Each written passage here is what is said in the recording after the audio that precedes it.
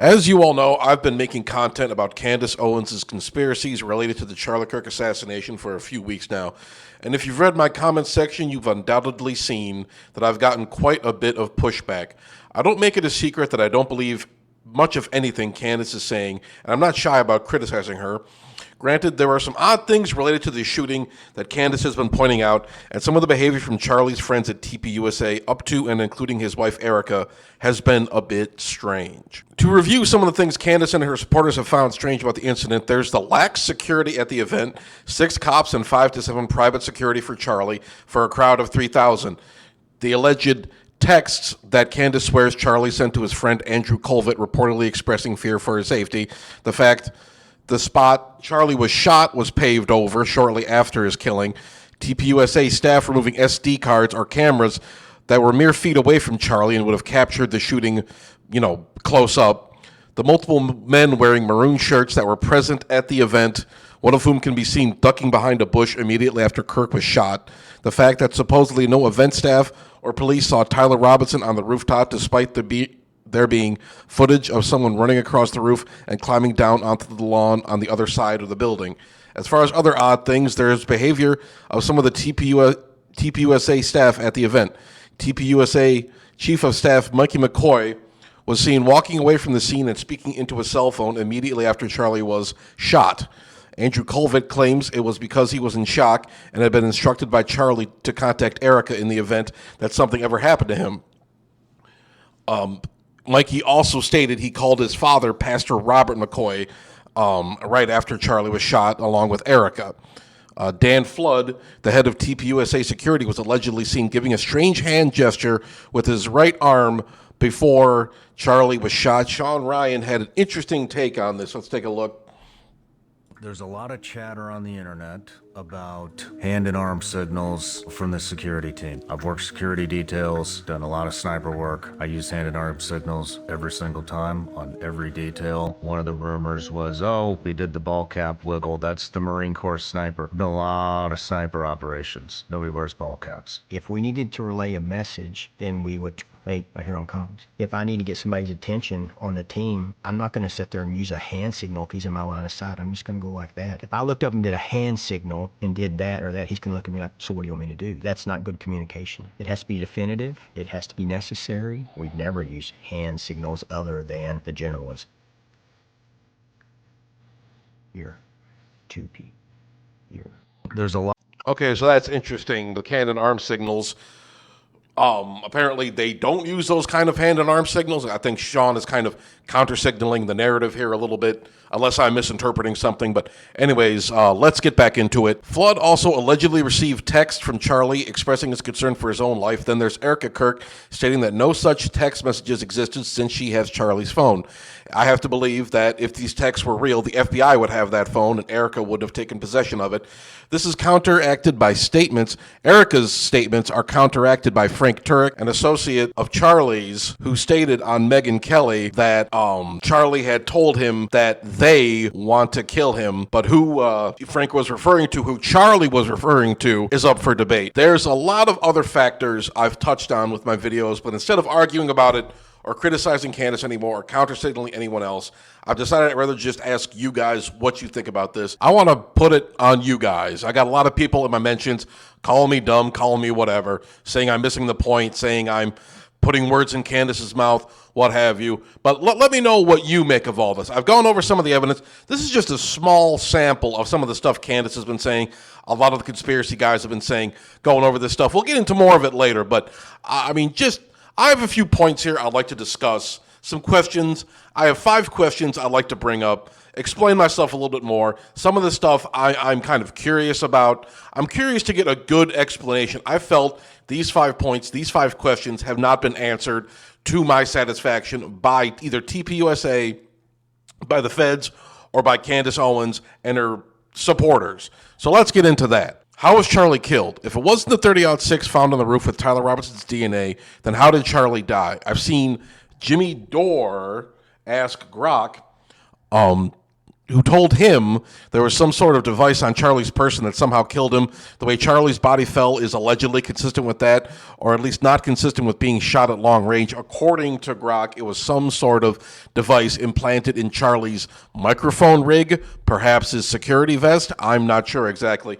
Other theorists, like Ian Carroll, insist that the rifle would have done significantly more damage to Charlie's neck from that range. Apparently, the 30-06 is a 1,000-yard gun, but I know factors like bullet drop, wind resistance, and whatnot could affect the bullet trajectory. Apparently, Charlie was shot at approximately 200 yards from an elevated position by this gun. This gun would have done significantly more damage.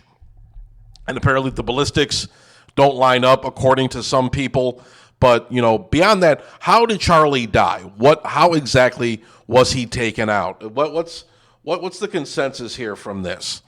What was TPUSA's role? Much has been made of TPUSA's involvement with the shooting and the behavior of some of the staff during and after the event, but it's not quite clear what the conspiracy theorists are implying. Did TPUSA staff betray Charlie somehow, as Candace implied Charlie told her in her dream? That's not a joke, by the way. And if so, what do they hope to gain from it? Candace Owens alleges that Erica Kirk and TPUSA received over $100 million since the assassination.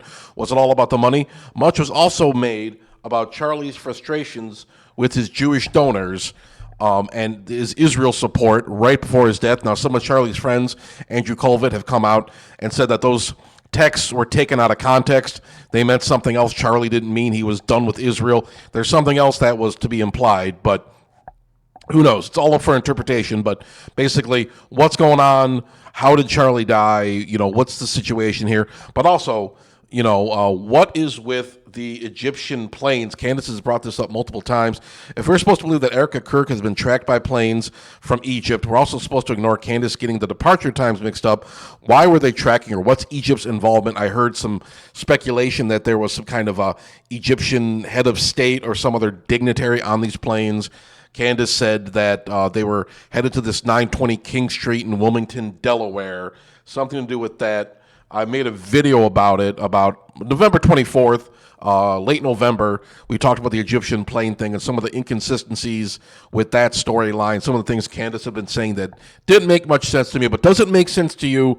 What do you think is with these Egyptian planes? Even Tucker Carlson is signing off on it now. He brought it up with Theo Von. He says that the fact Erica Kirk was being tracked by Egyptian planes was true. He didn't really talk much more about it. Theo just kind of sat there and agreed with him like Theo usually does. But, the whole thing is kind of mysterious to me. I'm not sure exactly what we're getting at with the Egyptian plane thing. That's one angle I haven't been able to figure out. I'd like to hear your guys' theories. Also, who benefits from Charlie's death? There's a lot of speculation about why and how Charlie was killed, but we must also ask who stood to benefit the most from his assassination. Would it help Israel to kill one of their most staunch supporters for the last decade? As I've said before, TPUSA had raised a lot of money since the incident, but would they really have gone so far as to murder their founder? If not for their own gain, then perhaps Israel's, at Israel's behest, or one of the other countries Candace mentioned, up to and including France and Egypt. Charlie Kirk registered thousands of young people to vote and was instrumental in electing Trump to 2 terms. Why would Israel want to kill someone who'd done so much work supporting the most pro-Israel party and pro-Israel president ever? But what happens next? My last point of contention. With Kirk's death, the right is in disarray. Multiple influencers in the right-wing sphere are attacking and defaming each other in recent weeks. Candace, Tim Pool, Nick Fuentes, Tucker Carlson, and others have been trading barbs and making wild accusations. I have to ask, was this all planned? Was it some plot to destroy the right? Because it seems to be working. Tim Pool, for instance, is insisting that Candace is responsible for the cops cratering chances of winning the midterms. Candace doesn't seem to care, or at the very least seems to be delighted in her supposed role of hurting the party. But the question remains, what will become of the right and the GOP in the wake of all this? Will the party be damaged for the foreseeable future? Is that a good thing? Some people certainly think it is. And what will happen to Candace should her theories be disproven wrong? Would any of her fans actually turn on her? They seem to be ride or die with her right now. Many of her supporters hang on her every word and dismiss criticism as people just being scared of the truth. After all, Candace is just asking questions. Does this end in Charlie's true killers being exposed, or is Candace just going to get sued into oblivion? If not from the Macrons, then from Tim Pool or Erica Kirk or anybody else she's pissed off.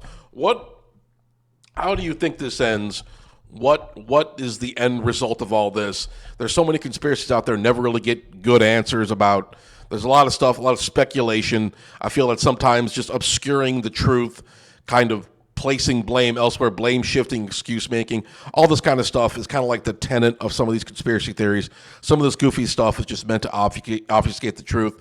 I understand, a lot of people feel very strongly about this, what's been going on. So I'm just going to honestly ask you, if you want to address the points I brought up, if you make content yourself, you want to make a video response, you can DM me on Twitter. You can go, hell, if you want to respond to me on this, you don't want to talk to me on YouTube. There's plenty of other methods to get a hold of me. I am on, hold on one second.